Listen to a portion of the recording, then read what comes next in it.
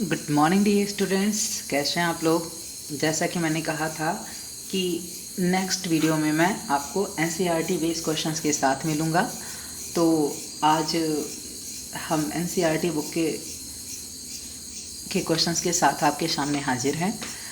तो NCERT book में हर एक टॉपिक के बाद कुछ क्वेश्चंस दिए रहते हैं, तो और उसके बाद लास्ट में प्रश्नावली दी रहती है आपकी। तो सबसे पहले एनसीईआरटी बुक में जो टॉपिक पे बेस्ड क्वेश्चंस होते हैं, उसमें पहला टॉपिक हमारा ये क्वेश्चन है इनर्शिया पे बेस्ड। तो आइए हम देखते हैं first question, which of the following has more inertia. Which of the following has more inertia means किसका इनर्शिया अधिक है या किसकी इनर्शिया ज़्यादा है। तो in my previous video I defined maybe what is inertia. Inertia is a natural tendency due to this reason any object cannot want to change its positions or situation. Inertia is a natural tendency due to this reason any object don't want to change its position. Inertia की वो quality होती है जिसके कारण object अपनी position change करना नहीं चाहता। And inertia is directly proportional to the mass. Inertia जो होता है वो मास के अनुक्रमानुपाती होता है। मतलब जिस ऑब्जेक्ट का मास जितना ज़्यादा रहेगा उसकी इनर्शिया उतनी ज़्यादा रहेगी, जिस ऑब्जेक्ट का मास कम रहेगा उसकी इनर्शिया कम रहेगी। तो आइए देखते हैं अपना first question, which of the following has more inertia, A rubber ball and a stone of the same size, A bicycle and A train, A 5 rupees coin and a 1 rupees coin। The answer A, stone has more inertia than the rubber ball as mass of the stone is greater than the mass of the rubber ball and we know that the mass is measure of inertia। हम लोग जानते हैं कि जो है जिसका मास ज़्यादा रहता है उसकी इनर्शिया ज़्यादा होती है, अतः स्टोन की जो है स्टोन का मास ज़्यादा होगा इसीलिए उसकी इनर्शिया भी ज़्यादा होगी। सेकेंड है, a train has more inertia than bicycle as the mass of train is greater than the mass of bicycle and we know that the mass is measure of inertia। And the next third one, a 5 rupees coin has more inertia than 1 rupees coin as the mass of 5 rupees coin is greater than the mass of 1 rupees coin। We know that the mass is measure of inertia। So our next question is, तो एक rubber ball और stone का मास अधिक होगा इसलिए stone की inertia ज़्यादा होगी, और ये बाइसिकल और ट्रेन में ट्रेन का मास ज़्यादा होगा इसलिए ट्रेन की इनर्शिया अधिक होगी, और ये 5 rupees कॉइन और 1 rupees कॉइन में 5 rupees कॉइन का मास ज़्यादा होगा इसलिए उसकी इनर्शिया अधिक होगी। आइए नेक्स्ट क्वेश्चन देखते हैं। In the following example try to identify the number of times the velocity of a ball change. A football player kicks a football to another player of his team who kick the football towards the goal. The goalkeeper of the opposite team collects the football and kick it towards a player of his own team. Also identify the agents supplying the force in each case. Means हमको यहाँ ये बताना है कि एक football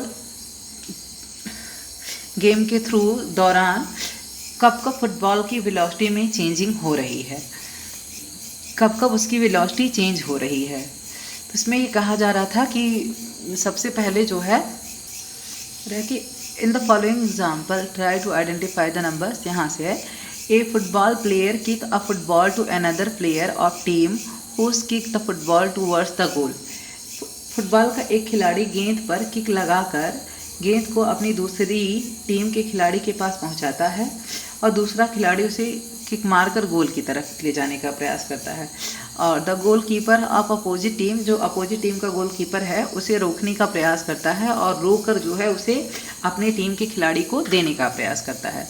तो in case में इस दौरान जो है उसकी वेलोसिटी में कब कब चेंजिंग होगी। तो आइए आंसर देखते हैं। तुम्हारा फर्स्ट पॉइंट है यहाँ, the velocity of football change for first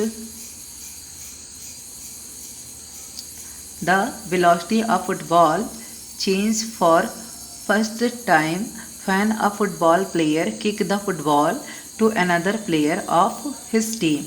The agent supplying the force in this case is the kick applied by the player. And next topic, the velocity of football changes for second time when another player of the same team kick the football towards the goal. Here the force is applied by the kick of another player. Next topic is the velocity of the football changes for third time when the goalkeeper of opposite team collects the football or stop the football. In this case, the force is applied by the hand of the goalkeeper. And the next topic is fourth point, the velocity of the football changes fourth time when the goalkeeper kick the stationary football towards a player of his own team. Here the force is applied by the kick of the goalkeeper. Thus the velocity of the football changes four times here. Thus the velocity of the football changes four times. देखिए यहाँ पे velocity कितनी बार change हो रही है, 4 time change हो रही है। और यहाँ पे पूछा गया था कि यहाँ पे वेलोसिटी कितनी बार चेंज हो रही है। तो जब एक खिलाड़ी जो है उस पर किक लगाएगा तो इसकी वेलोसिटी इंक्रीज हो जाएगी, बढ़ जाएगी। और जब दूसरे खिलाड़ी के पास जाएगी, जब वो रोकेगा तो उसकी वेलोसिटी डिक्रीज हो जाएगी। फिर वो जो है अब गोल की तरफ पास करेगा तो उसकी वेलोसिटी बढ़ेगी, उधर गोलकीपर की तरफ जाएगा। गोलकीपर जब रोकेगा तो फिर डिक्रीज होगी, फिर गोलकीपर जब पास करेगा तो फिर इंक्रीज होगी। तो ऐसे इस तरह से इसका कुल जो है 4 बार इसकी वेलोसिटी जो है चेंज होगी। तो आइए नेक्स्ट क्वेश्चन देखते हैं। Explain why some of the leaves may get dashed from a tree if we vigorously shake its branches. Means किसी पेड़ को हिलाने पर उसकी पत्तियाँ, किसी पेड़ को की शाखा को तीव्रता से हिलाने पर कुछ पत्तियाँ गिर जाती हैं। क्यों होता है, आइए देखते हैं। When branch of a tree is shaken, it comes in motion. However, leaves remains at rest and hence detached from the branch due to inertia of rest. जो है जब किसी पेड़ को हिलाते हैं तो उस पेड़ की शाखाएं और जो है पेड़ मोशन में आ जाते हैं, लेकिन इनर्शिया के कारण जो है उसकी लीव्स जो है रेस्ट में रहना चाहती हैं, जिसके कारण क्या होती हैं, नीचे गिर जाती हैं।